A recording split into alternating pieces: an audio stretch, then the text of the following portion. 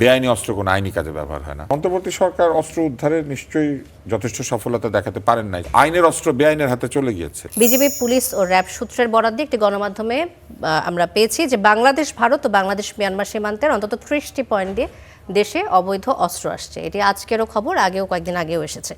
2024 সালের জুলাই গণঅভ্যুত্থানের সময় আমরা দেখেছি যে থানা লুট হয়েছে এবং অনেক অস্ত্র চলে গেছে কারাগার থেকে। 5847টি আগ্নেয়াস্ত্র লুট হয়, এর মধ্যে 1362টি আগ্নেয়াস্ত্র এখনও উদ্ধার হয়নি। এখন এই যে জুলাই গণঅভ্যুত্থানের সময় থানা সহ পুলিশের বিভিন্ন স্থাপনা, কারাগার থেকে লুট হওয়া অস্ত্র, এর সাথে যোগ হলো যে সীমান্ত থেকে আসা অস্ত্র, এই অস্ত্রের ব্যবহার আসলে কোথায়, কি কারণে অস্ত্রগুলো আসছে? অস্ত্রের নানান রকম ব্যবহার আছে। অস্ত্রের ব্যবহার কি? অস্ত্রের ব্যবহার প্রথমত ভীতি প্রদর্শন এবং তারপর হচ্ছে ভীতিকে কার্যকর করা, অর্থাৎ কাউকে যান অথবা মালের ক্ষতি করার জন্য সেই অস্ত্রকে ব্যবহার করা। অস্ত্রের ব্যবহার তো সবাই জানে। কয়েকদিন পরে এই নির্বাচন সামনে রেখে এই যে এতগুলো অস্ত্র দেশে ঢুকলো এবং যে অস্ত্রগুলো উদ্ধার হয়নি, এগুলো কোথায় ব্যবহার হতে পারে? নির্বাচনের জন্য এটি কি ভীতিকর কিনা সে বিষয়টি কোথায় ব্যবহার হতে পারে, এই প্রশ্নটা আসলে কেউ উত্তর দিতে পারবে না। এই অস্ত্র ব্যবহার করা হবে যে কোনো বেআইনি কাজে। বেআইনি অস্ত্র কোনো আইনি কাজে ব্যবহার হয় না।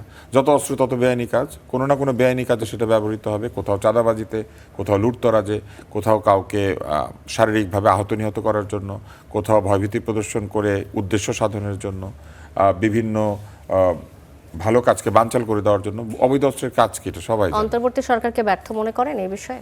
অন্তর্বর্তী সরকার অস্ত্র উদ্ধারে নিশ্চয়ই যথেষ্ট সফলতা দেখাতে পারেন নাই, সেটা তো তারাই স্বীকার করেছেন।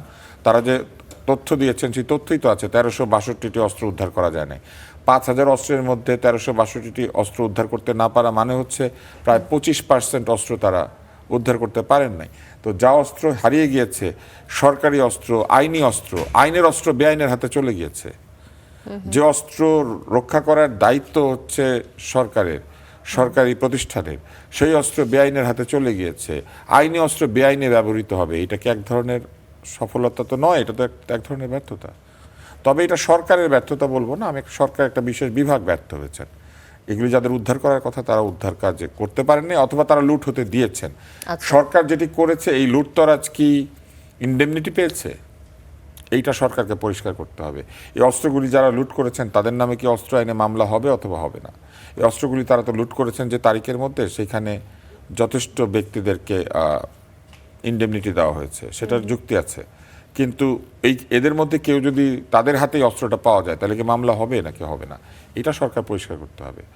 বলা হয়েছে জুলাই যোদ্ধারা ইনডেমনিটি পেয়েছেন।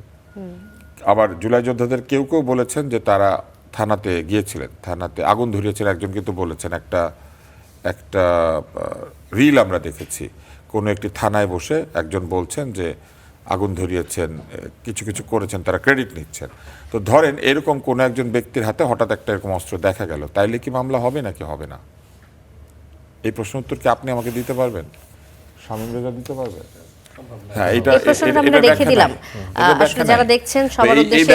এই ব্যাখ্যাগুলি দরকার ছিল। এই ব্যাখ্যাগুলি নাই বলেই মানুষ ভীত, সন্ত্রস্ত যে অস্ত্রগুলি আসলে কে ব্যবহার করবে, কার হাতে ব্যবহার করবে।